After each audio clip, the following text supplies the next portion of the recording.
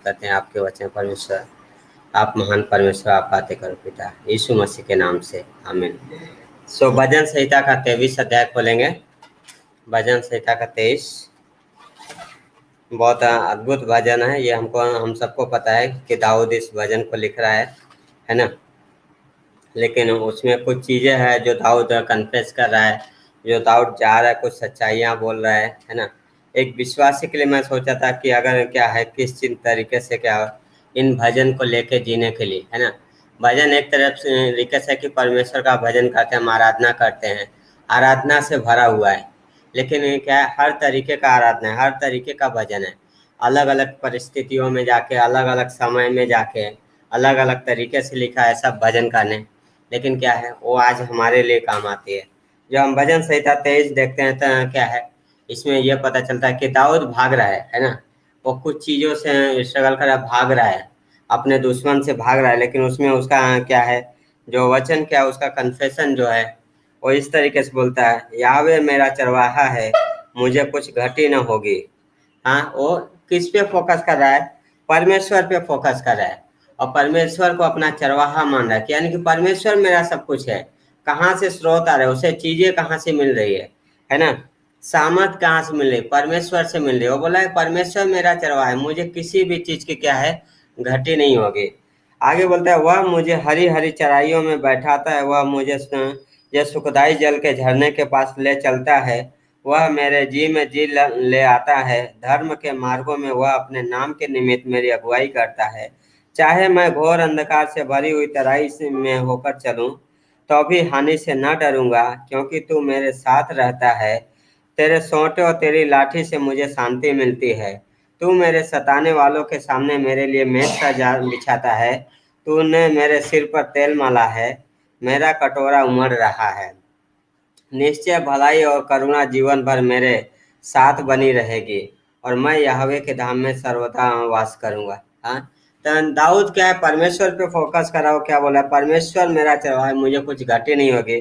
फिर क्या होता है, परमेश्वर मुझे हरी हरी चराइयों में लेके जाता है।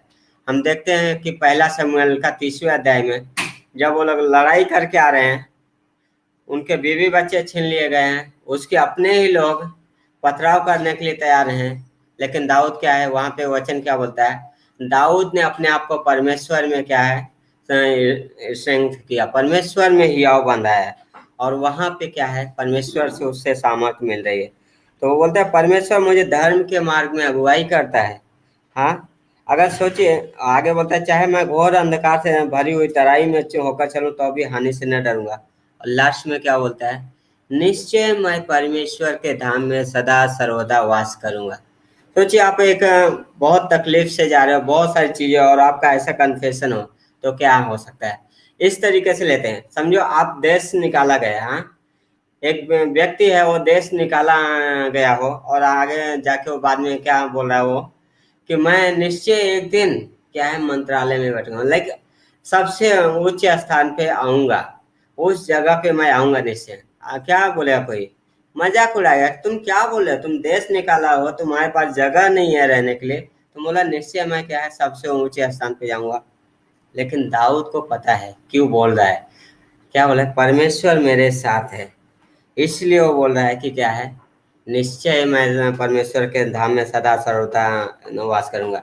यूसुफ का आज मैं सुबह याद कर रहा था, जब सोच रहा था कि किस तरीके से जब उसने सपना देखा कि 11 पूले हैं जो उसको दंडवत कर रहे हैं, उसके भाइयों को जब बताया तो उन्हें पसंद नहीं आया। हाँ, उसके पिता ने लिखा है कि वो क्या अपने मन में रखा है, याकूब ने मन में रखा, लेकिन उसके भाइयों को पसंद नहीं आया।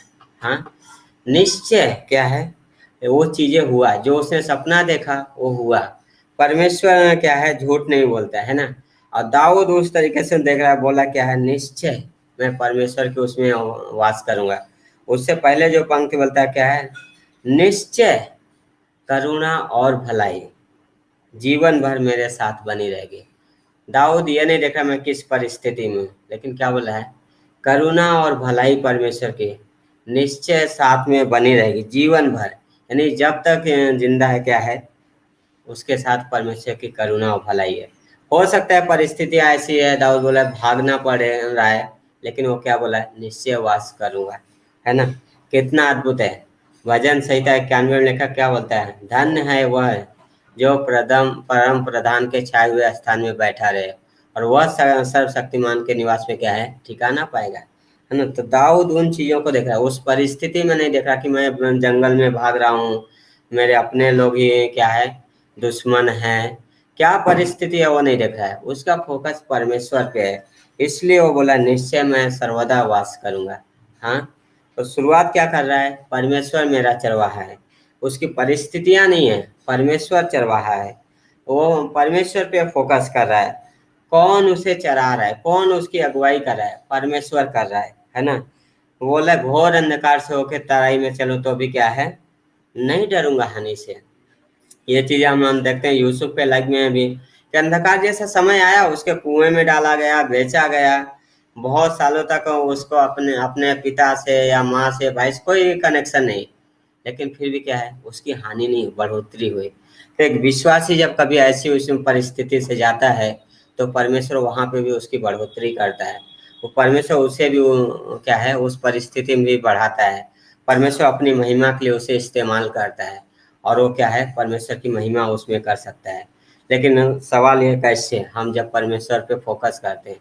और ये दाऊद हमारे लिए बहुत अच्छा उदाहरण कि वो क्या है, अलग अलग परिस्थितियों से गया, लेकिन क्या है, वो आज ही उसके लिखे हुए भजन हमारे पास है, क्योंकि वो हर परिस्थिति में परमेश्वर को अपना आधार माना, परमेश्वर पे भरोसा रखा, परमेश्वर पे नजर रखा, इसलिए वो भजन लिखा है ना।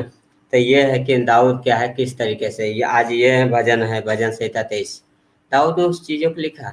भजन संहिता 16:8 में बोलता है, मैंने परमेश्वर को अपने दाहिने हाथ, इंग्लिश में बोलता है राइट हैंड, लेकिन हिंदी में अगर आप पढ़ोगे तो उसमें बोलता है कि मैंने सामने, अपने फेस के सामने परमेश्वर को रखा है ताकि मैं क्या, गिरूं नहीं। कितना अद्भुत है कि दाऊद हर परिस्थिति में, हर समय क्या है, परमेश्वर को सामने देखता है, परिस्थिति को नहीं देख रहा है, वो परमेश्वर को ला रहा है, इसलिए वो दिख नहीं रहा है। इसलिए वो क्या बोला है कि मैं एक समय आएगा कि उस उच्च स्थान पे बैठूंगा, निश्चय परमेश्वर के स्थान में बैठूंगा। क्या है पता नहीं, साउल राजा पीछे पता नहीं, अब्सलोम मेरे पीछे पता नहीं, लेकिन निश्चय, हाँ, एक एश्योरेंस है उसके पास कि नहीं, वो परमेश्वर के निवास में वास करेगा, परमेश्वर उसका चरवाहा है, इस बात का निश्चय है। परमेश्वर के क्या बोलता है, सोचते से उसको शांति मिलती है। तो यही एक छोटा सा थॉट था। सो आमीन। धन्यवाद प्रभु, आज के दिन के लिए, समय के लिए धन्यवाद, इन वचनों के लिए पिता, इन पे मनन करने के लिए आप सहायता करो पिता, यीशु मसीह के नाम से, आमीन।